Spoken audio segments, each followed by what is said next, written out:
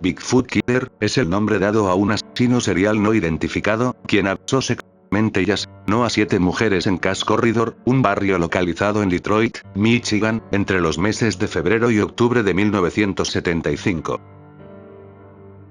Sus víctimas tenían entre 16 a 22 años, todas vivían en situación de pobreza y estaban envueltas en la prostitución. Los asesinatos empezaron a inicios de 1975, después de que el criminal cometiera 4 abusos sexuales. Las víctimas sobrevivientes acudían a la policía, tras lo cual fue posible hacer una reconstrucción facial aproximada del delincuente. Entre el 16 de febrero y el 20 de octubre, el criminal asesinó a 7 mujeres, 5 afroamericanas y 2 caucásicas. Durante la investigación, se supo que el hombre conducía un Oldsmobile color beige, e invitaba a sus víctimas a subir a su auto, tras ofrecerles $15 a cambio de servicios sexuales. Una vez dentro, el hombre las amenazaba con un cuchillo, cometía actos aberrantes sobre ellas, acababa con sus vidas por estrangulamiento, para finalmente arrojar sus cuerpos en establecimientos abandonados. Las víctimas sobrevivientes lo describieron como un hombre afroamericano de entre 30 a 35 años de edad, alto y musculoso, con vello facial y cabello al estilo afro. Además, algo que siempre remarcaban las víctimas, era que el criminal poseía unas manos y pies enormes, lo que llevó a las autoridades a teorizar que el individuo sufría de acromegalia, una enfermedad congénita que hace que las manos y los pies de los que la padecen crezcan de manera desproporcionada. Esta característica haría que la policía bautizara al misterioso criminal como Bigfoot. Después de que toda la información fuera publicada, a fines de 1975, un grupo de activistas y cientos de residentes del barrio de Cass Corridor organizaron un mitin enfrente de la estación de policía, acusando a las autoridades de negligencia, ya que, según ellos, la policía no se esforzaba lo suficiente en la investigación del caso, debido al estatus social de las víctimas. Los activistas exigían una investigación rigurosa y el posterior castigo de los oficiales, debido a que se negaban a liberar información sobre los asesinatos, y no fueron capaces de tomar medidas para prevenir los crímenes. Los representantes de las fuerzas de la ley negaron todas estas alegaciones, e insistieron que se estaba haciendo lo suficiente respecto al caso.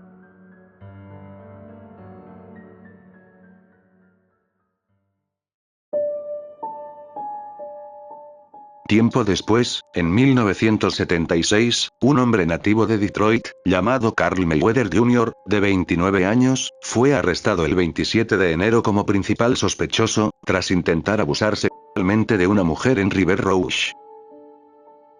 Mayweather venía de una familia adinerada, y ocupaba un cargo directivo en una compañía pequeña, la cual era propiedad de su padre. Se reveló que anteriormente, este hombre ya había sido procesado por cargos de agresión a una mujer, por la cual llevaba una condena de libertad condicional. Debido a que su apariencia coincidía con la del asesino, las autoridades creyeron que tanto Mayweather como el Bigfoot Killer se trataban de la misma persona. Sin embargo, posteriores investigaciones descubrieron que Mayweather tenía coartadas convincentes de al menos 4 de los asesinatos, por lo que se le retiraron los cargos, y se lo descartó finalmente como principal sospechoso. Así, más de 40 años después de los hechos, la identidad del Bigfoot Killer permanece como un misterio.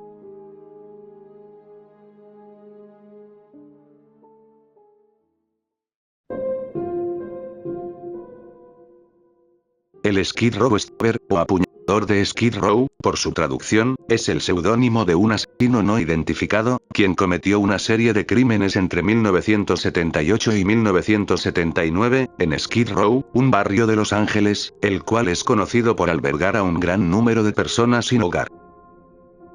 Los asesinatos empezaron en octubre de 1978, cuando varios indigentes fueron encontrados sin vida en callejones de calles, las cuales estaban cerca una de las otras. Las edades de las víctimas rondaban entre los 26 a 65 años, muchos de ellos eran hispanos, y uno de ellos era nativo americano.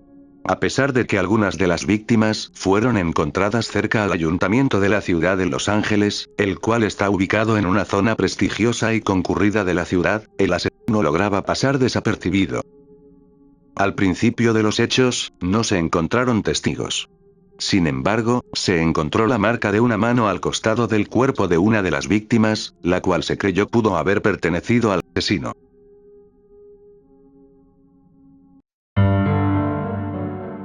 A finales de 1978, las investigaciones lograron dar con el testimonio de 3 amigos de David Jones de 39 años, una de las víctimas del misterioso criminal. Estos dijeron a la policía, que un hombre de identidad desconocida, habló con ellos durante algunos minutos, momentos antes de que el cuerpo de Jones fuera encontrado. Según estos testigos, el criminal era un hombre afroamericano de 30 años, quien hablaba con un acento puertorriqueño, y decía llamarse Luther. 3 meses después, en enero de 1979, se encontró una inscripción en un baño de la terminal de buses de Los Ángeles, la cual decía: "Mi nombre es Luther, asesino a los indigentes ebrios, los saco de su miseria". Tras analizar las huellas dactilares en la marca de la mano encontrada, se descubrió que pertenecían a un hombre de 29 años, llamado Bobby Joe Maxwell.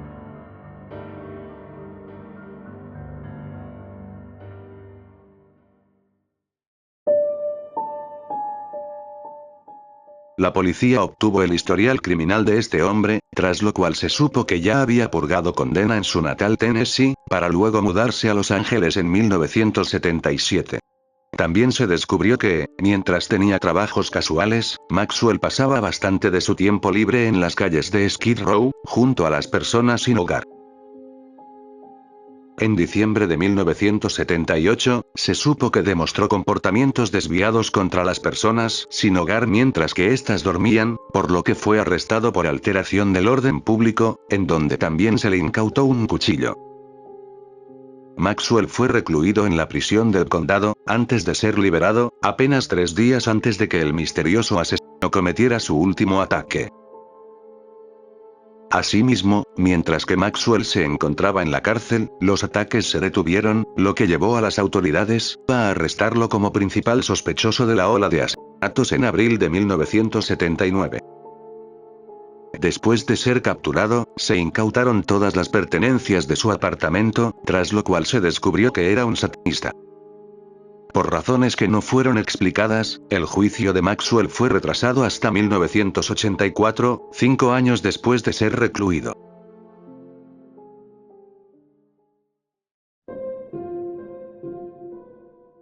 A este juicio, se llamó como testigo a Sidney Storch, un hombre con un amplio historial criminal, quien dijo ser compañero de celda de Maxwell durante 3 semanas.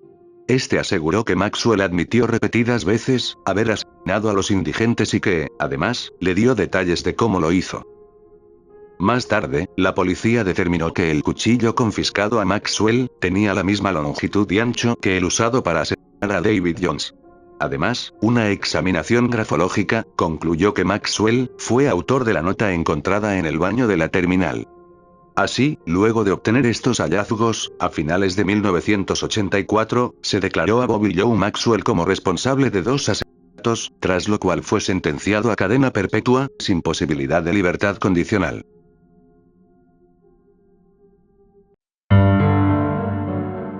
A pesar de que la identidad del asesino parecía haber sido finalmente descubierta, Maxwell se declaró varias veces no culpable y presentó apelaciones regularmente durante los próximos 30 años. En 2010, se descubrió que los testigos del asesinato de David Jones no habían identificado a Maxwell como el asesino, sino que habían dado falsos testimonios tras ser presionados por los investigadores.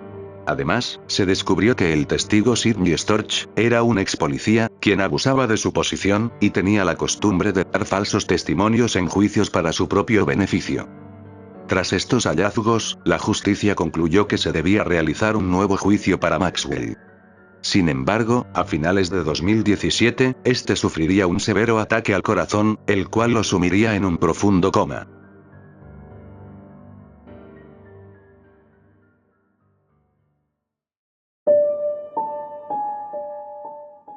En 2018, la Corte del Condado de Los Ángeles declaró a Maxwell como no culpable, reconociendo su encarcelamiento como un error judicial. Finalmente, Maxwell fallecería en abril de 2019, sin volver a recobrar el conocimiento, y sin que supiera que había sido liberado. Así, la verdadera identidad del apuñalador de Skid Row permanece como un misterio hasta el día de hoy.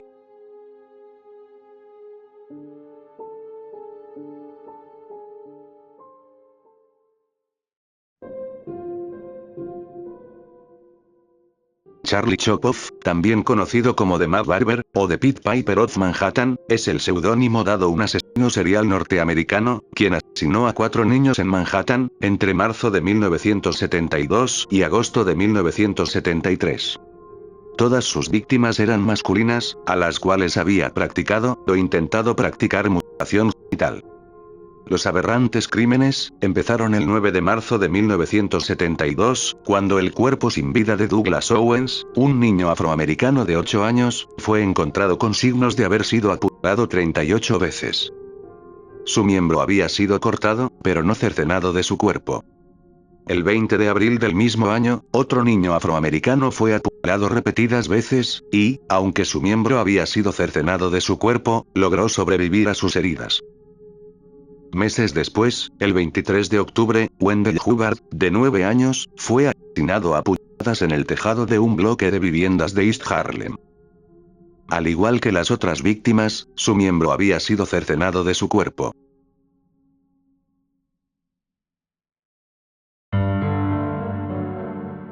El 6 de marzo de 1973, un niño puertorriqueño de 9 años, llamado Luis Ortiz, fue apuñalado 38 veces, y también mutilado. Finalmente, el 17 de agosto del mismo año, Steven Cropper de 8 años, fue repetidamente acuchillado con una navaja, en el tejado de un complejo de viviendas. Aunque su miembro fue dejado intacto, se descubrió que falleció por pérdida de sangre, proveniente de una herida en uno de sus brazos. Tiempo después, tras el secuestro frustrado de un niño puertorriqueño, el 15 de marzo de 1974, un hombre llamado Erno Soto, fue atrapado por la policía como principal sospechoso.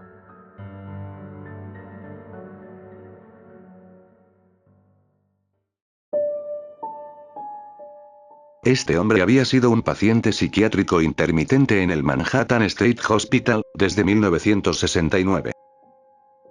Tras ser interrogado, Soto confesó el asesinato de Steven Cropper en 1973. Uno de los niños sobrevivientes, dijo que Soto lucía como su atacante, pero se negó a reconocerlo completamente. Al cuestionar al personal del hospital, se supo que Soto se encontraba bajo su custodia durante el tiempo en que ocurrieron los asesinatos. Sin embargo, el hospital también reconoció que Soto pudo haber evadido el confinamiento, como ya había pasado en ocasiones anteriores. A pesar de la falta de evidencia, los investigadores siempre consideraron a Soto como el sospechoso más probable, debido a que los ataques cesaron después de su arresto. Lamentablemente, debido a que era un paciente con un historial de inestabilidad mental, no pudo ser llevado a juicio, por lo que nunca se pudo determinar si fue realmente el perpetrador de los atroces crímenes.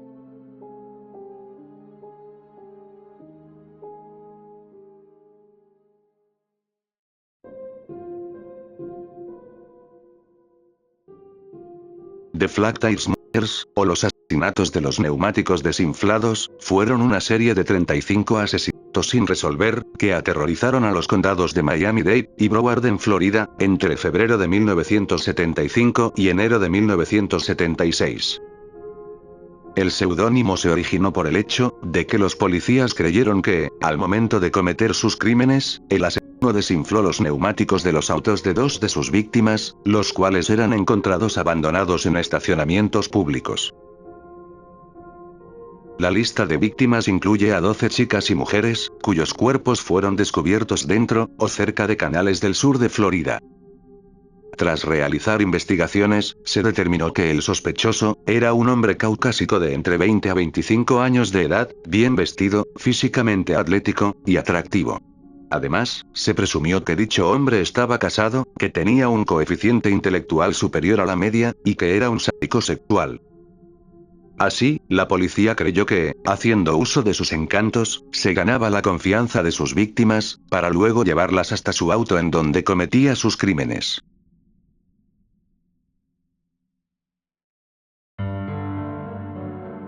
Una recompensa de $1000 fue anunciada por cualquier información que conduzca a la captura de este criminal.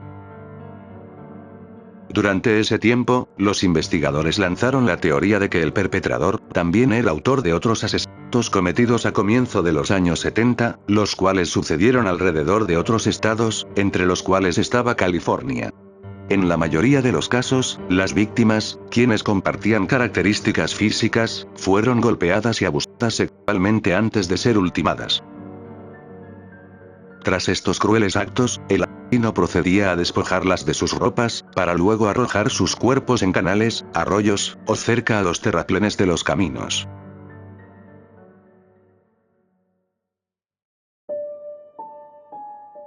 En agosto de este año, la oficina del sheriff del condado de Broward anunció que se identificó a Robert Clark Kibler, un conocido criminal, como principal sospechoso de los asesinatos.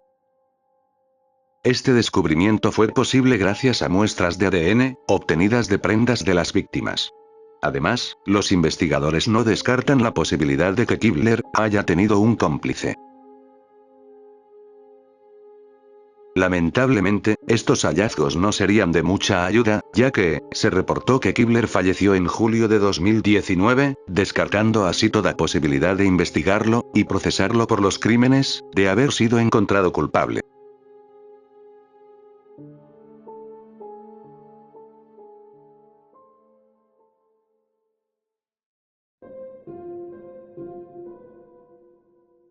Gold Sock Killer, o Sock Strangler, es el nombre dado a un asesino en serie no identificado, quien asesinó a una mujer y a dos adolescentes, en el condado de Broward, Florida, entre los meses de julio y agosto de 1973. Aunque su apodo puede traducirse como asesino del calcetín dorado, las prendas de este color, solo fueron usadas por el criminal en 2 ocasiones. En la noche del 15 de julio de 1973, Jonina Wood-Jones-Dottir Kelpien, de 42 años, fue encontrada golpeada y estrangullada con un calcetín dorado, en el patio de una vivienda, ubicada en el 200 Block of Northeast de la 12ª Avenida. Los investigadores creyeron que la mujer fue ultimada en su auto, el cual estaba estacionado en la entrada de su casa en Fort Lauderdale, para luego ser arrastrada a 1 kilómetro, hasta el lugar donde fue encontrada. Mientras que su bolso había sido sustraído, se encontró a su perro aún con vida, en el asiento trasero de su vehículo.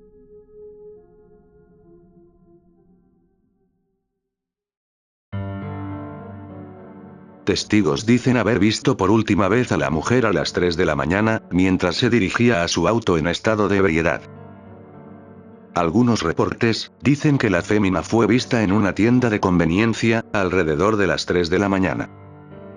30 minutos después, un hombre entró a la misma tienda y le dijo al encargado, que había sido cuestionado por la policía acerca del asesinato de una mujer.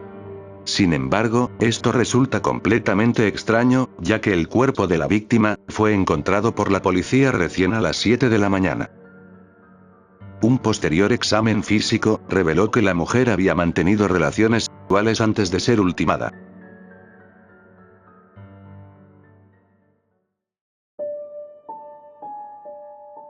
El 25 de julio de 1973, una mujer de 25 años, fue atacada en su apartamento situado en la cuadra 400 de Northeast en la 16ª Avenida, en Fort Lauderdale. A las 9:15 de la noche, el criminal enrolló un calcetín alrededor del cuello de la joven, mientras que ésta entraba a su casa. La mujer se resistió al ataque, pateando y gritando para defenderse. Durante el ajetreo, una mesa de centro fue volcada, y ambos cayeron al sofá. En ese momento, el atacante decidió huir, temiendo quizá que los gritos de la fémina pudieran alertar a los vecinos.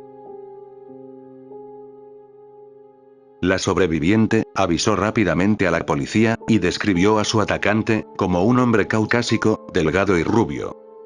Cuando llegaron a la escena, la policía descubrió que el criminal había entrado a la casa tras forzar una ventana.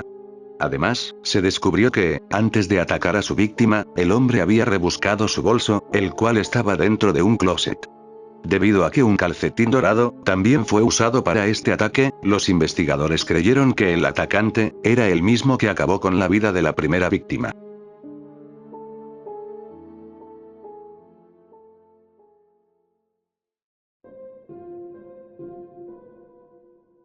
Más tarde, el 8 de agosto de 1973, dos hombres que recolectaban cangrejos, descubrieron el cuerpo de Tersa Ann Williams de 17 años, en una zona pantanosa, a las afueras de Sheridan Street, en Hollywood, Florida. La joven solo estaba vestida en la parte superior, y tenía un calcetín marrón atado alrededor de su cuello. Una pila de ropa, la cual se cree que pertenecía a ella, fue encontrada al lado de su cuerpo. Lamentablemente, sus restos estaban tan descompuestos, que fue difícil determinar si fue atacada de la misma manera que las otras víctimas.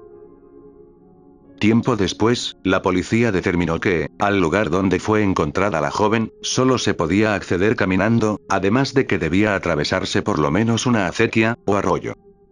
Tras consultar testigos, se descubrió que la adolescente fue vista por última vez el 3 de agosto, a 10 cuadras de donde fue encontrada. Su auto fue localizado posteriormente, con una llanta desinflada, en el estacionamiento de un complejo de apartamentos. Además, se supo que los residentes del edificio llamaron a la policía, tras escuchar maullando al gato de la joven, en el asiento trasero de su vehículo.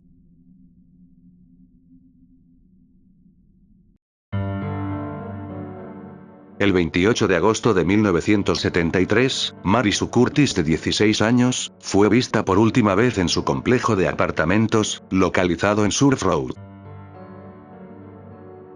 A las 8 de la noche, la joven dejó su apartamento y bajó las escaleras. La última persona que la vio con vida, fue una amiga suya, con la cual se encontró mientras bajaba.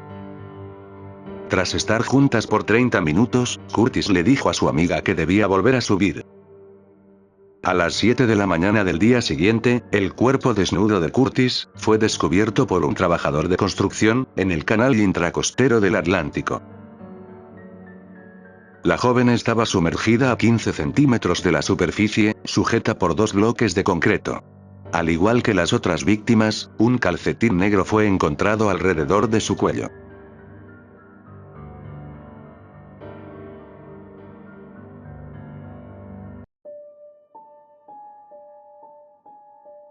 Después del primer asesinato, la policía interrogó a personas que tenían cargos por acoso sexual en el área. Además, vigilaron las escenas del crimen, cuestionando a cualquiera que actuara sospechosamente cerca de ellos. Un total de 200 personas fueron interrogadas, de las cuales, 35 pasaron por un detector de mentiras, sin que se obtuvieran resultados relevantes. Análisis forenses determinaron que los calcetines usados en el primer y segundo crimen provenían de un par diferente. Además, se tomaron muestras de yeso de huellas dactilares y pisadas de la escena del segundo crimen. Posteriormente, la policía obtuvo a un potencial sospechoso, un hombre quien había estrangulado a una mujer con una bufanda en su apartamento del condado de Broward, en febrero de 1974. El modus operandi similar llevó a los investigadores a pensar que se trataba del mismo hombre. No obstante, aunque este fue cuestionado por la policía, nunca fue acusado como el responsable de los anteriores crímenes. Así, el responsable de los macabros actos nunca fue atrapado, manteniéndose su identidad como un misterio hasta el día de hoy.